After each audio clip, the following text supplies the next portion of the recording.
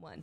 Good morning, millennials, and welcome back to the Toast. Happy, what is it? Thursday. Oh, isn't that great? Thank God. Ugh, and it's an even better Thursday because this sexy piece of ass has joined me in studio today. It's true. Hey, sexy piece of ass, how you doing? I'm doing great. Sexy piece of ass, how you doing? I'm doing good. It's my husband, the one and only Ben Soffer, boy with no job, host of the Good Guys podcast, founder of Spirit Society. How you doing? It's a pretty good, list, you know? Yeah, founder of Spirit Society, host of Good Guys podcast, best friend to host of the Toast podcast, butler. Mm-hmm. To host of the Toast podcast? Butler to host of the Toast podcast, masseuse to host of the Toast podcast, lover. Hey, sexy, how you doing? Hey, darling. I'm doing great. I was just complaining to you that I'm a little bit sore. Yeah, no, and I never grow tired of hearing you complain. It's our love language. I don't know if anybody's noticed, but I am looking rather slender these days. And do you think it has anything to do with your intramural alumni basketball league that started? No, I think it has to do with the fact that I'm eating far less. But after doing very limited physical activity over the last 6 months, Doven? I dived. No, it's dived, but past tense. Doven? What are you trying to say? I've doven head deep. Interesting, right? I've dived head deep. I dived head deep previously. What? You know what I mean? Are we speaking English? No, I'm just saying Doven. What? I've doven head deep into head first. Basketball. What's head again. Deep? Isn't that a thing? You dive head first. I think it's head deep. No, what the hell is head deep? I've dove head first. Is it not head Sure, deep? no, just get the sentence out. Into basketball again. Most of you don't know, but I am just an unbelievable player. I wouldn't say you're an unbelievable player. I would say you're an unbelievable shooter. Yes. Ben's like this, firecracker. They toss him the ball. He's behind the three. And most of the time, you hit those threes really well. But I've been to a lot of your games, and I always say, if you were on my team, I would hate you. You never run back to play defense. Yes, I do. You never pass. You just wait in your spot for somebody to throw you the ball. And sometimes they do, and you shoot it. But if not, you're useless to the team. And I think some of the members of your intramural league would agree with me. Well, I went into an intramural league today. I have a charity basketball tournament. Oh, yeah, I forgot about tonight. Big Vision. Look it up. Donate. Great cause. And so, I'm really just, playing a lot. And then all of a sudden, I'm laying in bed, and I'm like, holy shit, my whole body hurts. Yeah. My back, my legs, my arms. Yeah. And part of you thinks, am I dying? Mm-hmm. Is this some kind of rare disease that has all of a sudden entered my body? That is making me, have atrophy and lose everything. And all of a sudden, I'm wasting away, and you're just going to wake up and look next to me, and I'm going to be dead. God forbid, by tongue. But then I remember that I'm playing basketball, and I haven't done that. So more likely than not, the soreness is coming from basketball, not from a rare disease. You never know. You never know. Now, let's dive in. Let's dove in first. That was so dumb. No, that was What's wrong with me? That was embarrassing. Was it? No. What about, there's nothing with Doven? Let's dive into your first game. So I sometimes go to your intramural league games because, you guys are a bunch of old guys. And I think, maybe some of the other wives will be there. Where the fuck are these wives? Nobody ever comes. Every time I go, I feel like such a loser. I'm not coming anymore. Yeah. Where's the support? There were no wives. There's no support. Everyone on your team is old, and you guys lost because you were playing to a bunch of young guys. Yeah. So I figured everyone on your team has a wife or a girlfriend or a fiance, and Yes. where the hell were they? No clue. They're not supportive. Therefore, I'm not supportive. Nowhere to be seen. But yes, first game, we unfortunately lost. We could have won. We should have won. How much did you lose by? I think we ended up losing by 16. At one point, so close. At one point, we were down by 30, but then we had cut it to 10, and we were right there. We called the timeout, game plan. We're what do you say in that huddle? Are you the type of guy who inspires others, or you get inspired by another? I would be the one inspiring, but I'm not, as you mentioned, a good enough all-around player to really comment on all facets of other people's games. Right, you can't say, Andrew, do this. Correct. Or, yeah. You'd need the person who is a more well-rounded player is able to opine on others. Yes. Potential faults. Performance, exactly. Now, so no, that's not me. I'm typically being spoken to, and then I will chime in and give like a good chant. Like a good piece of advice, and then we'll all come out. So we're down 10. We go into the huddle. we're like, all right, we're right here. We fought back, one play at a time. Let's get it done. Timeout's over, go out. All of a sudden, immediately, somebody turns over the ball, they score. Turn over the ball, score. Yeah, Turn well, over, you took a down timeout. 16. You took a timeout and you gave the young kids a chance to like drink a Powerade and, you know, maybe take an Adderall. And of course. All I got to say is that for an intramural league, Yeah. so unfair. Why? This team, none of their regular players, first of all, none of them went to the school. Neither did you. Yes, but I've been playing in it for 10 years. Oh wow! I can't believe you brought that up. I wasn't going to bring it up, but now that you brought it up, it's called RAIL, Ramaz Alumni Intramural League. Ramaz is the school that I went to. Great. It is not the school that Ben went to. It's a school that most of his friends went to, and they let him play in the league like 10 years ago. So now he plays. But for you to sit For there 10 years. for you to sit there and complain that members on the other team are not alumni when you yourself and you're not even playing in your own alumni league. Hail. I am. Heschel alumni. I am. They can't get their shit together. They're literally, the gym isn't even open until mid-July. The summer will be over. I cannot believe you just complained. Let me explain. There's a difference between not going to the school, but also not even being in the league. These kids, none of them, they were all subs. There was one kid on the team that was the representative of that team. Wait, let me just say something.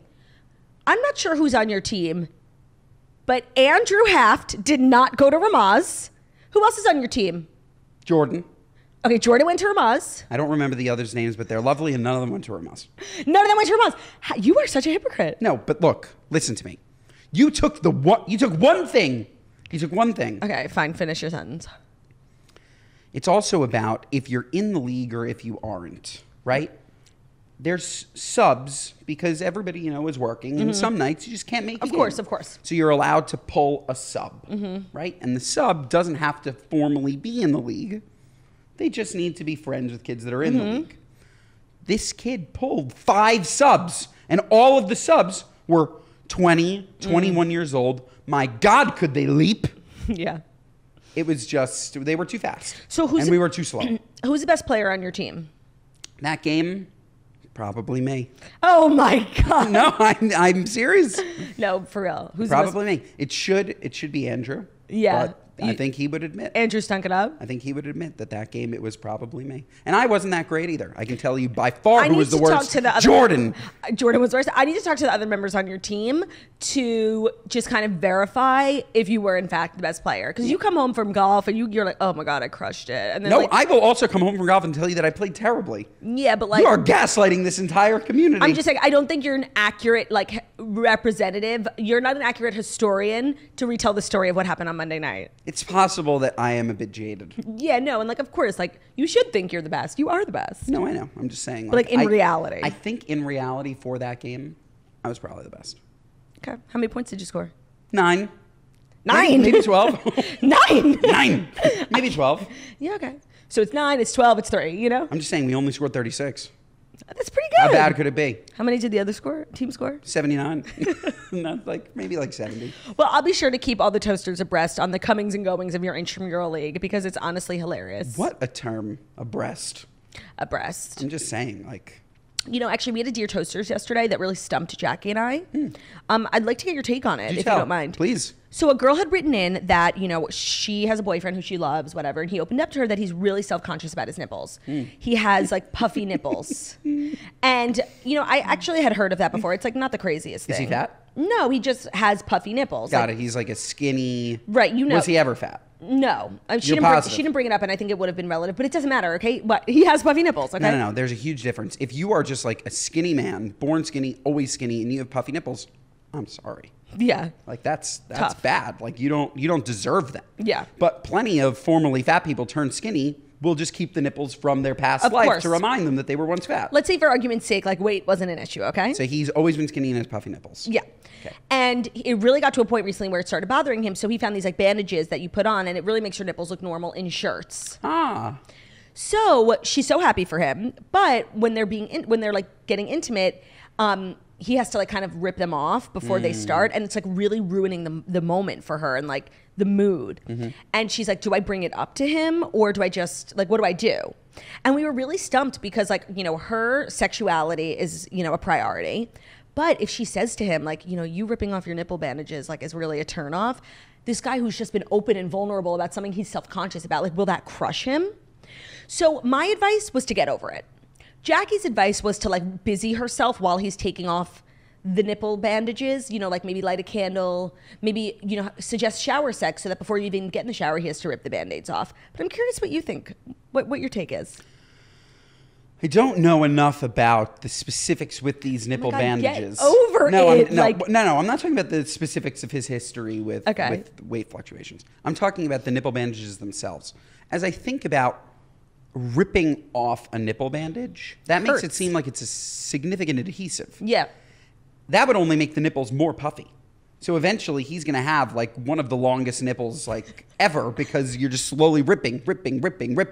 No, Ben, facts. So one, I think that you should bring up, if it's really that serious of an adhesive, that you don't think that this is the best solution for the problem because you love him and want him to always feel confident and you don't want his nipples to get puffier. From there, you can transgress to recommending nipple surgery. Is that the right word? Wow. Transgress? Transition? Not transgress. You can transition into talking about nipple surgery. If this is something that bothers him enough, just do quick snip, snip. I'm sure it's like an easy solve. It's like a breast reduction. Yeah, exactly. Depuff them. Yeah. Or maybe if you use an ice roller. Skinny Confidential. Skinny Confidential. Yeah. You should use it for puffy nipples. But I think like that's like a good... Right? I mean, I don't know if like we need to jump to surgery, but I do think your point about perhaps this not being the best course of action. I'm saying that's the easiest way for her to bring it up because she's bringing it up not because it's something that's not sexy to her in the bedroom, but she's bringing it up because out of concern. Out of concern for him. No, that's good. And it's valid. So I would go that route. And also, now that I'm thinking about it, is this that common of a problem then? So I think like... Or is it like boob tape for girls that he's just using for his nips? No. So there is like a male condition where, not about weight, where you have like almost like breasts kind of.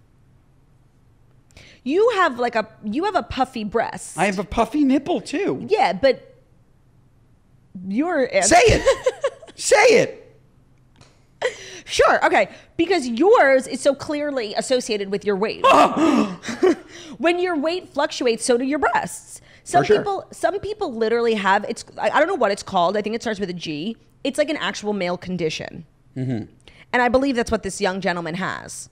And I'm sure he's self-conscious about it, which is why I told her just to get over it. No. He's got to fix it. Otherwise, he'll always be self-conscious about it. Yeah. I also would like to know the physical physique of this man. I know we spoke about the weight piece, but is he in the gym?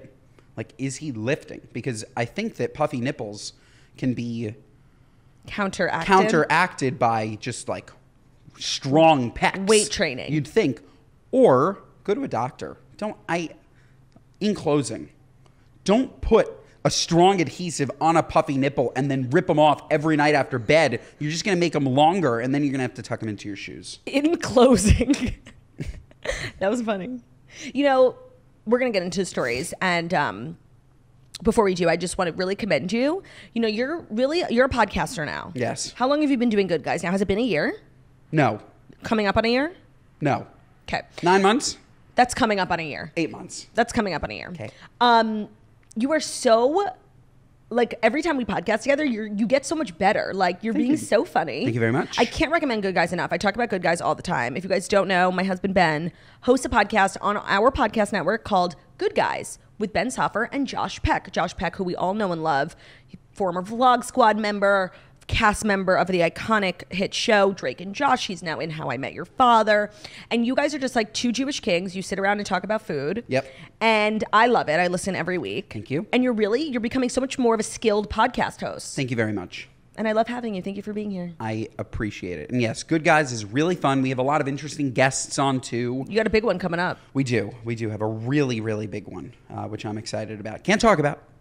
But we just had Sophia Franklin on. She was really fun. You guys should You've had listen to Hillary that. Duff, Ben had Tana Mojo. They literally get like such sick John guests. Stamos, because like Josh is like really part of like the Hollywood network. No, I mean Josh literally could just like snap his fingers and get an amazing guest. No, it's so true. Yeah, and like it's huge. It's huge. Yeah. It's huge. You guys But- really are. You know, you both bring something to the table. You bring your puffy nipples. Exactly. And he brings Hollywood guests. But our one-on-one episodes are really great too. So if you haven't listened to Good Guys, give it a shot. Go back. They do listen video. To some. They do video. Go to Josh's YouTube channel. Yes. Josh Peck's YouTube channel is where you can find our videos. Shall we? Yeah. Anything else you want to say or kind of defend yourself on? You know, I come on this podcast on a daily and talk about our marriage, and I think maybe sometimes you feel like I'm not giving you a fair treatment. So is there anything you want to come on and defend yourself for? I haven't really heard anything recently that has made me fired up. Mm-hmm. So if there's anything that you want to make me aware of that you've been saying. Well, we did have a conversation about Pizzagate. Oh, at Mezzaluna. Yeah. This is again like just like a non-issue. Okay. You said I want pizza.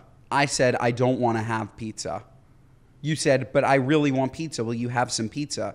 And it's like, if I'm trying not to eat pizza and you're trying to force me to eat pizza, is that a good friend? Okay, again, No. not what happened. So Not what happened. a good friend like me will say, okay, I'll have the pizza. So a good friend will lie. Because I knew that you just wanted a slice anyways. And what's the difference? We ordered the pizza. You had your slice. I didn't have my slice.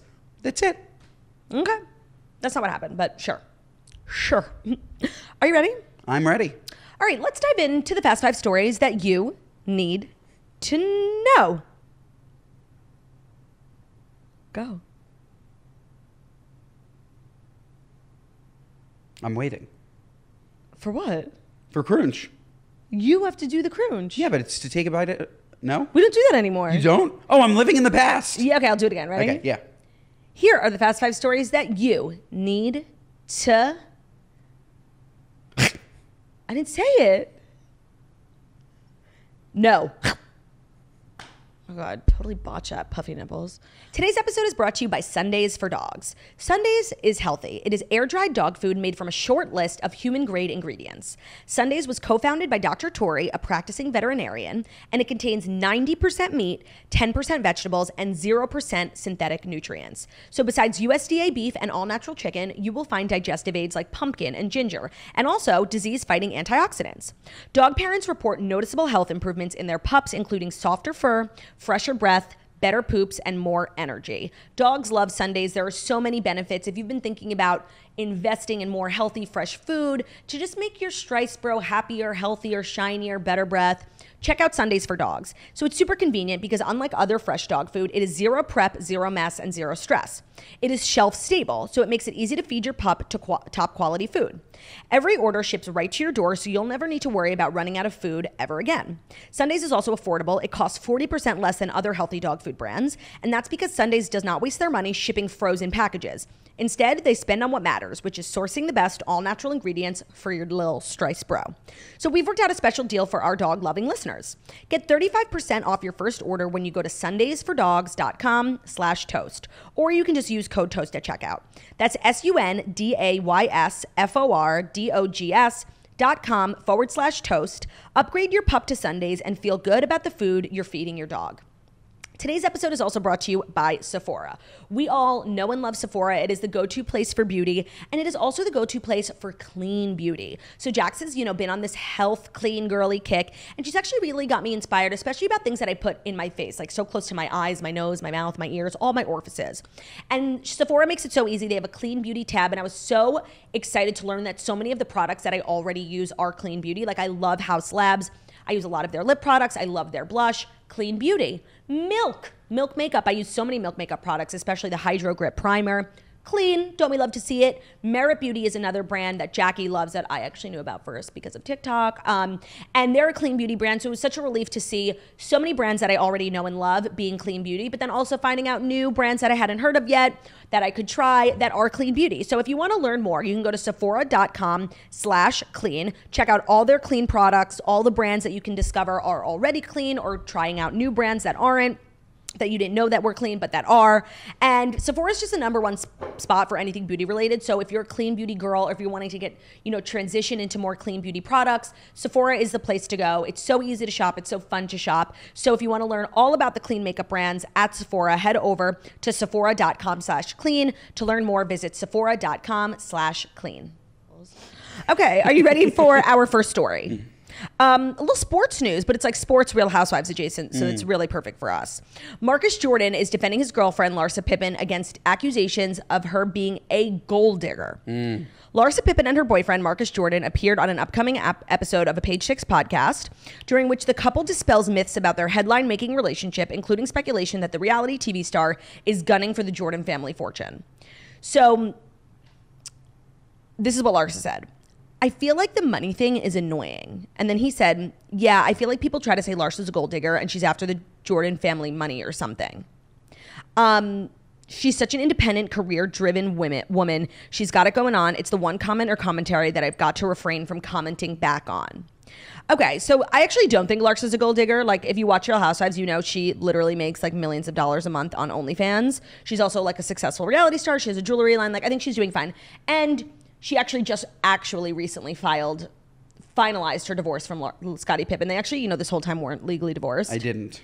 And on this season of Real Housewives of Miami, she signs the paperwork. But her and Scottie have like an amazing relationship. They still have young kids. She's doing fine financially. I'm sure and she married Scottie way before. And I don't believe they had a prenup. I was going to say, I don't understand. There are a lot of things that you could call her in this situation. Yeah. Gold digger doesn't really make sense to me because it's also assuming that Michael Jordan, who is just known as being not only like the fiercest competitor on planet Earth, but somebody that is very protective of his money.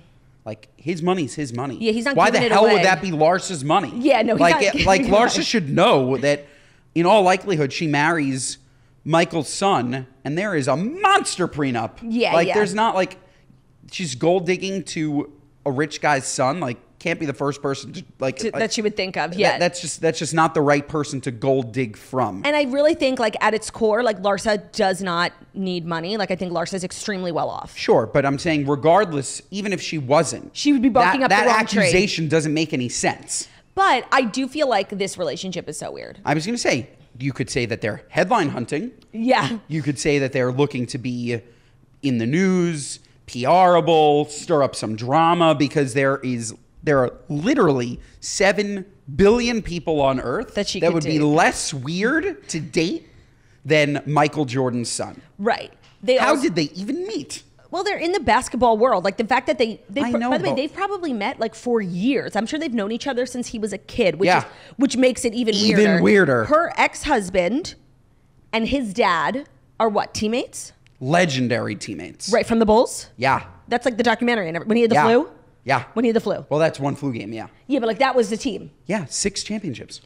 That's weird. Yeah. So like it's very possible, like when celebrating one of the championships, Marcus Jordan was like 11, maybe even younger, right? How old is he? I don't know, but yes.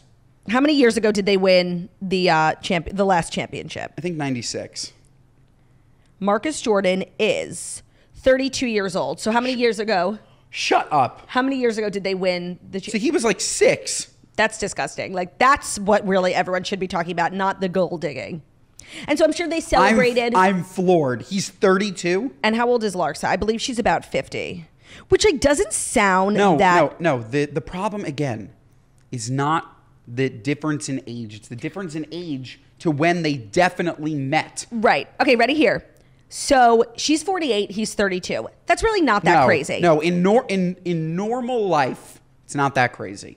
But in 1997, yes, which is when they won the championship. The last one, okay, 97.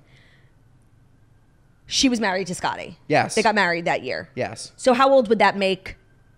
If he's 32. If he's 32 and that's 25 years ago. And that was 26 years ago? He was 6. He was 6. Yeah. Yeah. And she definitely met him. Yeah, because they were celebrating, right? Yep. Families, kids and wives come. Yep. That's weird. That is what's weird. And there were so many rumors about their relationship. And for like a year ago, and they were like, no, we would never, like, we're just friends. And now they're out here like promoting a podcast. They're fully not engaged, sorry. They're fully engaging in a relationship. So they like lied, and it's what just does he weird. do? That's an amazing question. I'm sure he like runs some sort of like family business. Marcus Jordan job. Oh, he's a basketball player. Oh. He went to University of Central Florida. Well, he's not a current basketball player because he's 32, and I don't think he plays. He went to UCF. Yeah.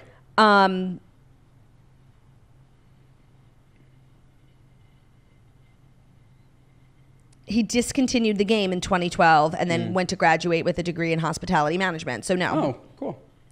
So maybe he's a restaurateur. Perhaps. Unclear. What is clear is that Larsa Pippin is not gold digging. Yeah.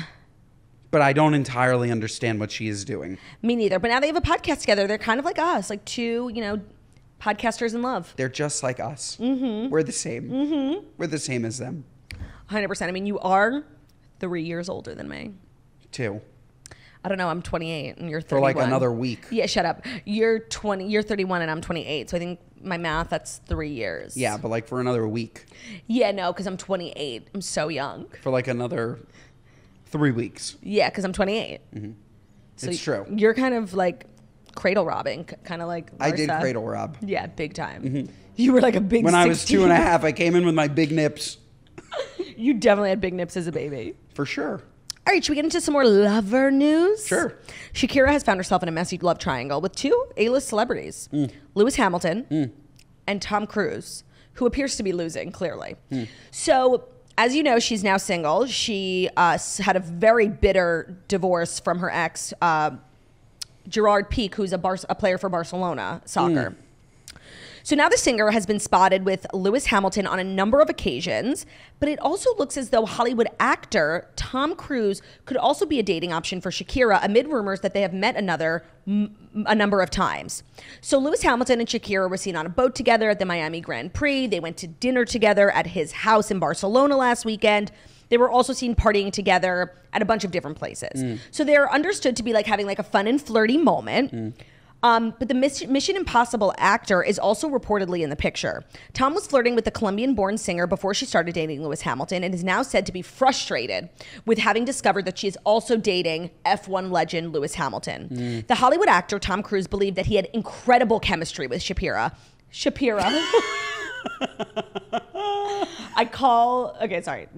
Shakira. I was going to say Shapiro. Of course. With Shakira. He had incredible chemistry and taking it as a slam dunk that they'd be dating in no time. His close pal has confirmed that the actor's ego has been dented after hearing that Shakira had rejected his advances and instead chosen a potential romance with Tom Cruise's actual friend, Lewis Hamilton. Where was that article written? Everywhere, but I took it from the Mirror. They had the best, like... I'm more just curious, like, who did Tom Cruise talk to? Those are like some big quotes. Yeah, it was from a friend of his. But it was picked up everywhere. And you know what? Like, there were rumors, like, a little while ago that Shakira and Tom Cruise were, like, seen out together, yada, yada. And then very quickly, she's, like, everywhere with Lewis Hamilton, who's a much better match for her, by the way. For sure. And I'm sure Tom Cruise is, like, I'm the big man in Scientology. Like, Tom Cruise, in his own mind, is a legend, you know? He's, like, the #1 guy in Scientology. In the real world, he's, like, short and old, and I don't think he's really that hot, except for, like, his money, if I'm being honest. Interesting. No movie career. What? No movie career. No movie career? Like you just think of Tom Cruise as Scientology. Yeah. Interesting. Yeah, I think we all should. Okay, cool. He's like a deeply problematic person. Cool. So, having said that, I'm sure Shakira, you know, her ex cheated on her, and it was like this big, messy divorce. So I'm sure she immediately just like wanted to be outspotted with like famous people to like rub it in his face and like get her groove back. So I'm sure someone was like, yeah, Tom Cruise wants to go on a date with you. She's like, yeah, sure, whatever. So to be clear, Top Gun, nothing. No, like Top Gun's cool, but like Tom Cruise is like a short king. He's like deeply entrenched in a lot of problematic behavior when it comes to Scientology. He's like the #1 funder of Scientology. Like, is he? Yeah. He's like the president and CEO. He's responsible for getting like so many celebrities involved. Like, he's so problematic. Sounds like a good recruiter. Yeah. So having said that, I'm sure Shakira went and like it was fine, and he thought like, oh, I'm gonna find my next queen, my reina. You know, that's probably what he thought. And then she was like, okay, this guy's a freak, and Lewis Hamilton was an option. I just feel like Lewis Hamilton and her are so much better matched. For sure. Like in every way. In every way. Agreed.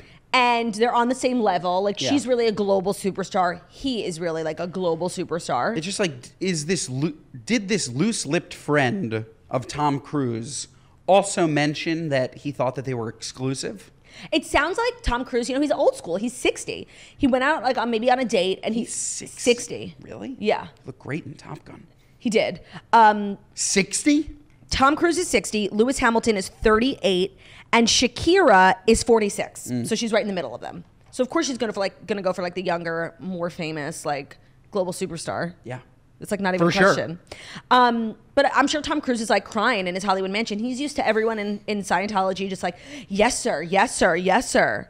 And you know what? I can't imagine anyone in the world would want to go on a date with Tom Cruise after they see like what it's like for Nicole Kidman and Katie Holmes.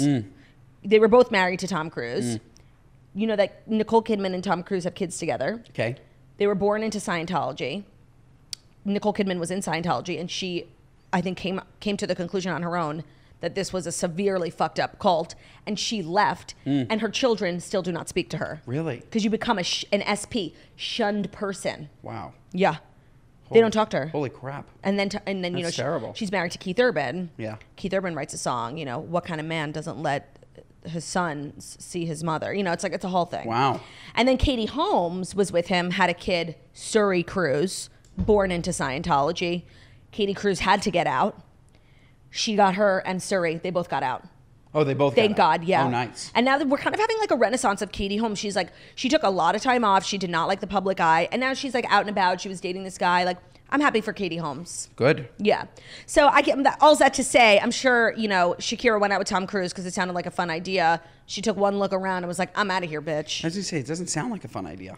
She clearly didn't have all of the information that you had. She clearly didn't watch Leah Remini's A&E special on Scientology. I clearly didn't either. You didn't? Oh my No, God. I It's should. crazy. Okay. They like hunt her down. They I like, think maybe I watched like a little bit of it, it's really good. but then you finished it. Yeah. You know? It's called, there's a few, but the good one is on HBO called Going Clear. Going Clear means, you know, in Scientology, you have to like pay. It's like literally a cult. And you like join a level and you pay. And you keep going up levels of the Sea Org. That's what it's called. You have to pay for each level? Yeah. It's like fraudulent. Wow, that's crazy. And when you get to like the highest level, which very few people do, it's called going clear. You've like reached peak existence. And that's what freaks like, you know, John Travolta and Tom It's also Cruise. money. All money. It's really a money thing. At every level, you pay more money. But it's a religion, so it's like a tax exempt money thing. It's like it's a pretty good scheme they got going. Oh, very interesting. Yeah, but like people go missing. If you keep up with Leah Remini on Twitter, Shelley Miscavige, she's like, you know, the wife of one of the head guys, and she's been missing for 6 years. Oh, man. It's very dark. So all that to say, I don't know if Tom Cruise is that eligible of a bachelor. Yeah. I can't imagine that being something you want to get into. No. No. No. Are you ready for our next story? Yes. We had some love news. Now we have some bitter divorce news. So you know our king, John Dutton, Kevin Costner. Yes. Is going Love. through a bitter divorce. Terrible. And I think Who divorced who? I think she was the one who filed, but that doesn't really mean anything. Yeah. But, you know, it's having an effect on Yellowstone. He hasn't showed up for filming in, like, months. Really? You Because know he's the so sad. You know the season we most recently watched? Of course. They took, like, a mid-season finale. Oh, I forgot. They still haven't filmed that second half of the season. Because he won't show up. He won't show up. There's, like, a lot of things. We don't actually know what's going on. They haven't said anything. But I do believe it's pretty much confirmed that this will be the final season. I love that show. Just when we started watching it. I love that show. But, you know, they have all the other shows, 1883, 1929. Yeah, you watched all of them without me, right? Yeah, and they're doing another one. Cool. You knew how much I loved Yellowstone. You watched all of them without me, They're right? doing two more that I'll save for you because they're both linked to Yellowstone. The first is called The Sixes. You know that farm where they sent Jimmy? Yes. So that I have honestly no interest. Oh, I That kinda farm do. is boring. Yeah, because we don't know anything about it. No, come on. And then That's like the random Texas farm where he meets that woman and he's milking cows. yeah. Then there's another spinoff coming with Matthew McConaughey, which sounds good. Yeah. All right. But so here's the details of Kevin Costner's divorce. His ex-wife, or whatever you want to call her. Oh my God, the Daily Mail. Like, move! I can't see the headline. We should kill them. No, like, okay, Estranged. I literally can't Oh, I have to sneeze. sneeze. You can't Just say move that your to somebody microphone. that needs to sneeze. Kevin Costner's estranged wife, Christine, oh my God, remains at their $145 million coastal California compound as she refuses to leave the property after following the divorce filing in violation of their prenup. So Christine Baumgartner, she was the one who filed for divorce from Kevin Costner last month. The actor is now saying that she has remained in his home to persuade him to give in to various financial demands. He said he has given her $1.45 million to relocate under the prenup terms that they agreed to. So the Oscar-winning actor has this prenup that basically says she has a 30-day period to move out of the house that he owns, but she ain't leaving. She's using it as leverage. Like, bitch, you want me out? I want more. Because in their prenup, it says he'll give her $1.45 million to relocate, which I don't know. You can't really go from living in a $150 million house to $1.4 million. 150 million. That's how much their house, I think that's like their main house in California. Sorry if you read that. I was trying to sneeze, but Yeah. then you said, why don't you just go sneeze? And everybody knows that if you say to somebody that's trying to sneeze, just sneeze, they won't sneeze. And now I have the sneeze stuck in me and it will never come out again. Okay, your life is But so so hard. $150 million main house. And the In prenup Montecito. and the prenup says, here's $1.5 million. Go fuck yourself. Right, like you have to go leave my house. Yes, and go find a studio Accommodations. Sure, okay. Yeah, they live in an $150 million house in Montecito. Wow.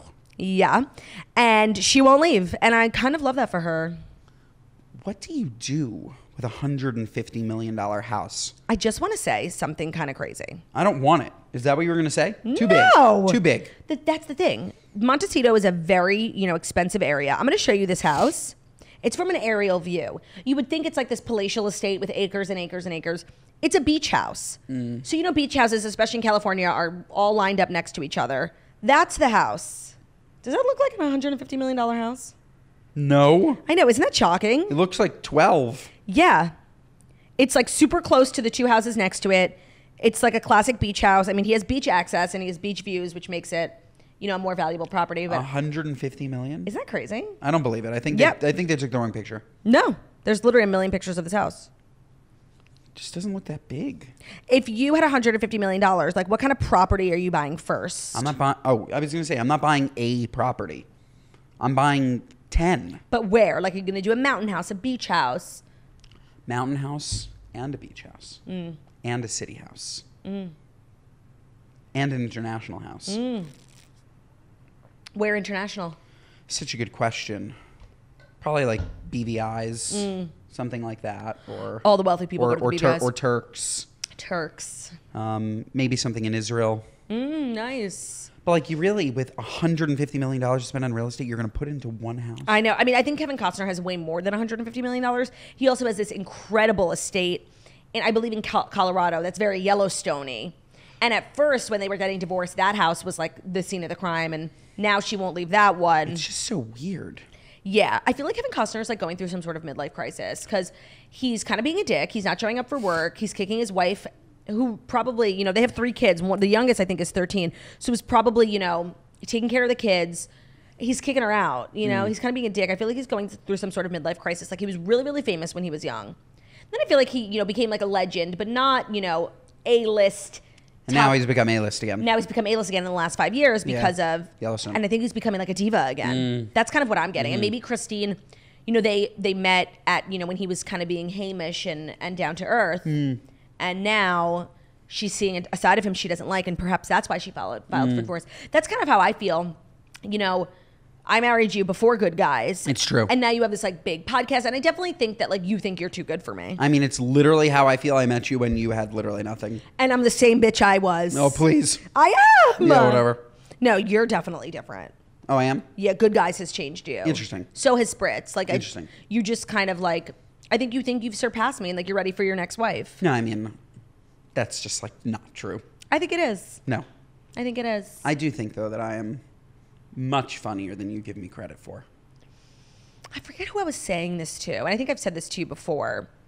It's such a shame that you decided to marry me. Because if you married anyone else, you would immediately be like the funniest guy in every room. But you're really just like irrelevant when I'm in the room. I am you know? still the funniest person in all these rooms. Even the rooms that I'm in? Yeah. No. Pops. You are a more Pops. I can never do stand-up. I'm just saying, in the room, quick jokes. That's me, bro. That's me. Maybe. And if you had married a simple girl, Katie, you know, it's a wonderful life. I'm Katie, curly. But then I'm bored. I know. I'm not saying you should marry someone else. Calm down. I'm just saying, like, had you married someone else, oh my God, it would be like, that guy Ben, he's so funny. That's so She wouldn't get my jokes. She wouldn't get your jokes. I get your jokes. No. But if you were to marry someone else, I wouldn't. What would you be looking for in a partner? Hairy, white, a little bit brown, white and brown, great at licking. Oh, Theo. Yes. I was like, what are you saying? I'm like, are you calling me hairy? I think the word you meant was furry. Hairy. He's hairy. White and brown. I was like, what the fuck? That's a good one. I know, because I'm funny. Because you are funny. Yeah, what are you? Hysterical. Yeah, whatever. Today's episode is brought to you by Lululemon, specifically Lululemon shorts. It's that time of year we are baring our legs, and you want to do it in the best. And the best when it comes to shorts is Lululemon. They were made to stretch, flex, and support the infinite ways of working out, giving you the courage to leap into something totally new and unexpected. So here are some of our favorite shorts from Lululemon, a total brand that you could trust when it comes to workout wear, whether you're wearing it to work out or just like run to the grocery store. So the Hottie Hot short is the short with a comfortable range of motion and a flattering fit. The Hottie Hot short allows you to max your stride so you can move freely with confidence. The lightweight, swift fabric lets in airflow so you can move without baggage. It's designed to wick away sweat before you even notice it's there. You carry your essentials with two perfectly placed, discreet pockets. That's the best part. I love having pockets, but I hate when they like bulge out and like make you look like ugly. They also have the Wonder Train short, which is a bestseller of theirs. It's the short with supportive stretch that also keeps you dry. It's powered by Everlux fabric. The Wonder Train collection manages to keep heat and sweat away so you stay comfortable and focused.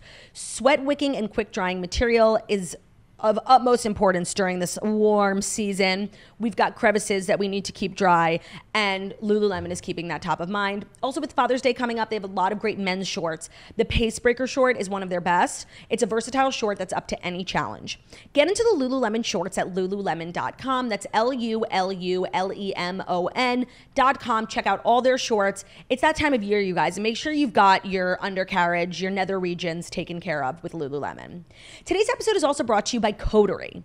How many times do you get up in the middle of the night to change your baby's diaper? If you have a little one, it's probably been a while since you went a full night without interruptions. But that's where Coterie diapers come in. Coterie diapers are designed for a better sleep and have given Jax an extra 1 to 3 hours of sleep per night. You know, when it comes to our bebe and their bottoms, we want the best of the best. And if you need more sleep as a parent, if you're exhausted, check out Coterie diapers.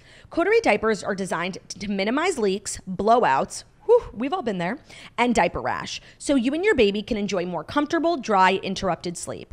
They have up to 70% more liquid capacity, and they absorb up to 4 times faster by moving liquids away from skin within 15 seconds. So it keeps your baby drier than the leading diaper brand, which can bring you a lot of peace of mind whether you're a parent, an auntie who really cares and gets in the weeds. If you're an auntie who gets down and dirty with the diapers, why don't you suggest Coterie? Jackie's been having Coterie at her house here and in Florida for a few weeks. I know she loves them, and they really do have a much better drying effect and much better for nighttime specifically. They've been awarded Best Diaper by Parents.com and by Babylist. And Coterie products are fragrance-free, hypoallergenic, made with responsibly sourced plant-based materials, all while feeling as soft as cashmere on your bebe's bottom. It's time to use a better diaper. And right now, Coterie is partnering with our podcast to offer you 20% off your first subscription order, plus free shipping at Coterie.com, promo code TOAST. That's Coterie, spelled COTERIE.com, promo code TOAST for 20% off your first subscription order and free shipping.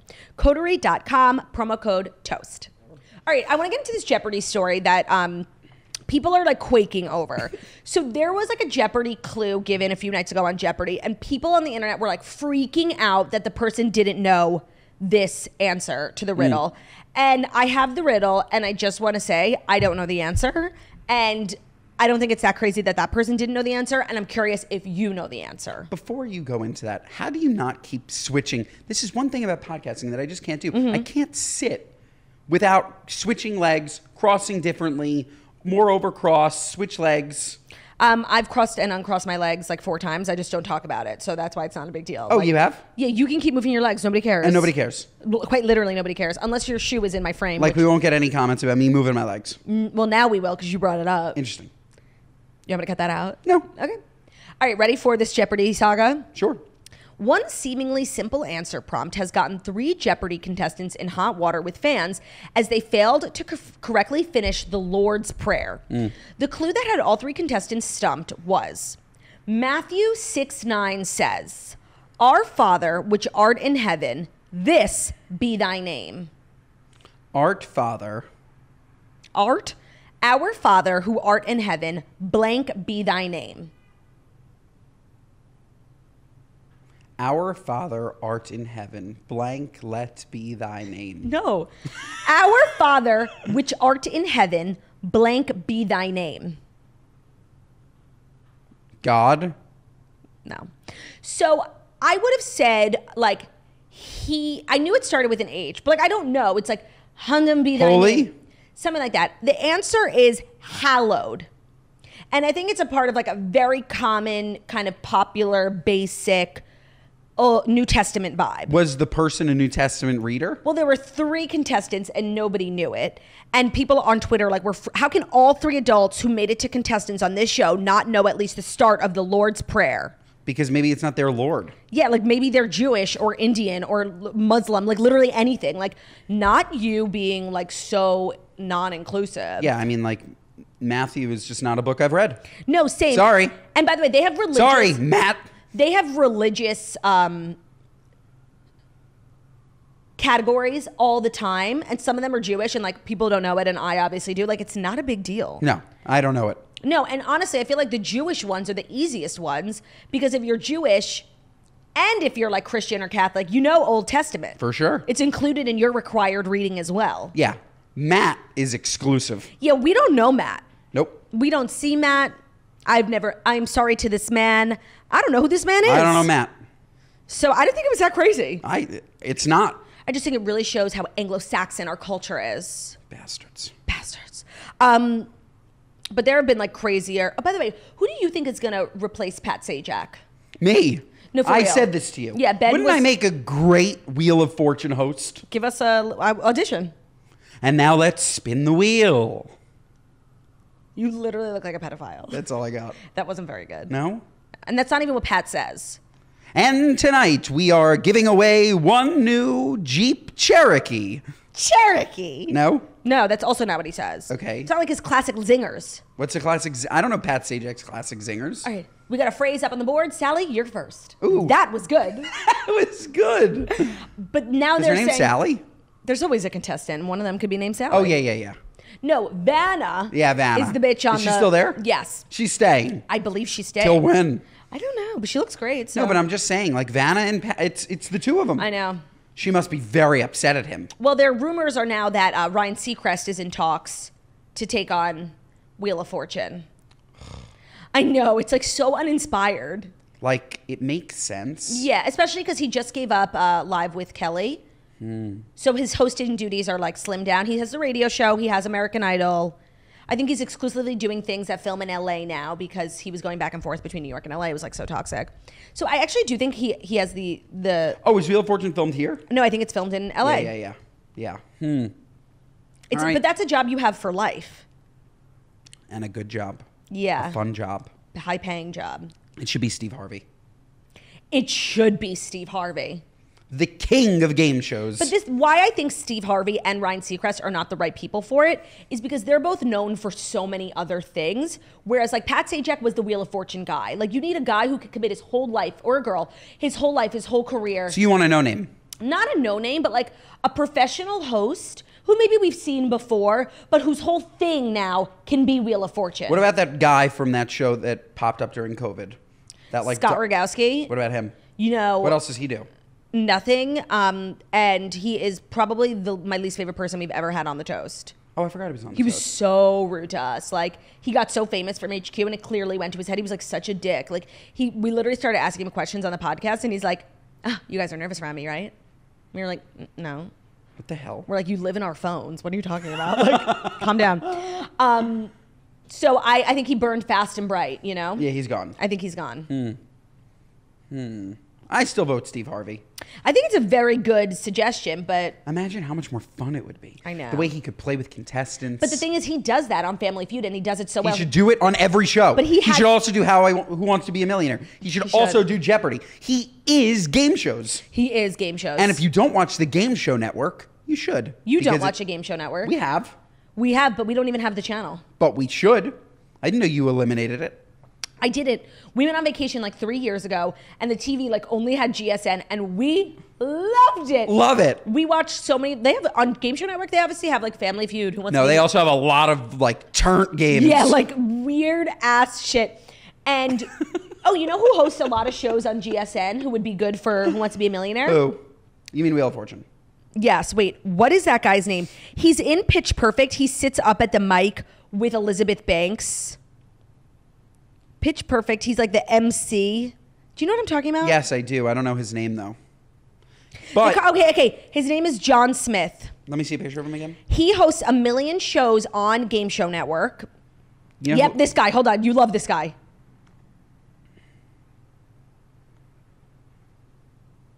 Oh, he would be great. And he does game show hosting You're on... right. Yeah. Oh, John Smith would be great. He would be great on Wheel of Fortune. But speaking of Pitch Perfect, I also think if they're looking for a younger, more famous host, Adam Devine would also be a really good host. Yeah. But Adam Devine's really more of an actor now. I know, but like he could do it. Yeah, he could. I think he's so funny. I think he's a star. He's great. Have you seen his Netflix special? No. It was pretty good, yeah. I'm happy you watched it without me. Yeah. All right, ready for our fifth and final story? Story? Story. It's a little international finance and e-commerce news. Not e-commerce, international finance news. Cool. Beyonce is to blame for inflation in Sweden. The 41-year-old music icon kicked off her Renaissance World Tour in Stockholm, Sweden on May 10th, and it is somewhat to blame for the rise of inflation in the country, according to senior economist at one of the top Nordic banks. Quote, Beyonce is responsible for the extra upside surprise this month. It's quite astonishing for a single event. We haven't seen this before. From April to May, monthly inflation in Sweden increased 0.3 percentage points, data from statistics showed. Excuse me. Partially due to a broad set of goods and services, for instance, hotel and restaurant visits and recreational services, which include concert tickets. So Beyonce's start of her world tour in Sweden seems to have colored May inflation. How much is uncertain, but probably between 0.2 and 0.3% that hotels and restaurants added. Perhaps also hiked up concert ticket prices as well. I mean, this is not shocking. There's a few concerts right now that are like rattling the local economy. Who wrote that up? The New York Post. This is like big news? Yeah. I was just talking about this with somebody else last night. That Taylor Swift is so freaking famous, and what she's doing is so unbelievable that Beyonce's on tour and nobody's talking about it. I know. Well, the thing is that Beyonce's tour started internationally. So she's been to Sweden, she's been to Paris. So they're probably talking about it there. You think so? But when Beyonce comes here, and then I think they plan tours at the same time. Taylor hasn't gone international yet. They're probably going to switch. Interesting. And Beyonce's tour will be like on the tip of have her own everyone's moment. And then when Taylor goes abroad, You think they spoke about it? I think they definitely, maybe not like on the phone to each other, but I'm sure their teams coordinated. There's only so many stadiums in America. Yeah. And, you know, Luke Combs is on a stadium tour now too, and Morgan Wallen was, but canceled. So there's only, summertime is a hard time to get booked at a stadium. Interesting. Ed Sheeran is doing one too. Interesting. So it's actually pretty smart of Beyonce to start abroad so she can have her own moment. Interesting. Because if you're doing a stadium tour right now, no one's talking about it because everyone's talking about Taylor. The inflation piece, though, is interesting. It makes perfect sense for things like hotels. Well, that's you know, obvious, but some analyst did the data. The Taylor Swift Eras Tour this summer will generate $4 billion for the economy. Wow. You know, because everyone and every time Taylor goes to a city, she's boosting local restaurants, local hotels, local, you know, shops. It's been really good for the economy. And so all that together in every $4 billion added to the economy. That's insane. But like back to Beyonce in Sweden, you're saying that local restaurants are raising their prices. They're reprinting menus because Beyonce's coming. They're reprinting menus? Yeah, no, you're saying that I didn't say that. You said that they're raising their prices. Hotels, it makes sense. I didn't say they're raising their prices. Oh, I thought that's what you said. No, I said that ticket prices are probably now hiked, but no, just the local people flocking to this town in Sweden. hitting up all the restaurants, shopping at all the shops. I understand. Okay. That Understood. is what's contributing, Yes. and that's Yes. why Makes sense. There are very few artists who like have such power that they actually influence local economies. Beyonce is one of them, and Taylor Swift is definitely one of them. That's why free agency in sports is so interesting, because if when LeBron left Cleveland, their economy tanked. Really? Yeah. For like a smaller town. For a smaller town. Yeah, I'm sure like LeBron's impact on LA was much smaller and different For than sure. the impact if he had went to like, the Charlotte Bobcats. Yeah, absolutely. And I'm sure it's the same exact thing with Taylor Swift. Yeah. When she came to MetLife, it probably didn't change Right. New York, but when she went to Glendale. Yeah. it Yeah, did. and she's going to Pittsburgh this weekend. Are you going? I was thinking about it. I've decided no because nobody would come with me. It's just too far. Like the I know fact that you Pittsburgh came, is low key like so hard to get to from New York, even though on a map they're like super close to each other. the fact that you came into our bedroom and said, "Let's go to Taylor Swift this weekend." She's in Pennsylvania, and I'm here thinking like New Hope. I didn't And say you went Pennsylvania. Pittsburgh. I did not say Pennsylvania. You did. I did not say Pennsylvania because I think at my core I don't really even know or acknowledge that Pittsburgh is in Pennsylvania. It's not. It's its own state. Right. So I never would have said that. I So said Pittsburgh. far. It's so far. Like I weirdly go there on every tour stop because like the Toast is huge in Pittsburgh. Woo! And it's low key, so inconvenient. Like It's I far. never want to go back. There's so few flights, but you have to fly. It's like an 8-hour drive. Yeah, it's far. It's so bizarre. Well, those are the Fast Five stories. We covered sports. We covered finance. We covered the economy. What more could you ask for from a Blunge and Guange episode? You couldn't. You couldn't I'm ask for more. I'm so glad that we dove in head first. Yeah, Doven. We dove in head first. No, we dove in. Was it head first? What was the other thing that I said? Head deep. We dove in head deep. We dove in head deep. We dove in head deep. It doesn't even sound like English. Dove in head deep. Yeah. I'm sure that you guys don't even need to say this because your podcast is just so huge, but this is a 5-star episode. I agree. Give it 5 stars. No, Jackie and I do acknowledge when we think like an episode is like really spectacular. Give the episode 5 stars. That's what I'm saying. Yeah, share it with a friend. You should share it. It Yeah. should be shared. Share away. And while you're at it, share Spirit Society with a friend. SpiritSociety.com. Code TOAST. Always. Get a little discount for the summer. Thank you guys so much for listening to The Toast, the Millennial Morning Show, where we deliver the Fast Five stories that you need to know every Monday through Friday on YouTube. So, if you're watching this on YouTube, please feel free to subscribe and give this video a thumbs up.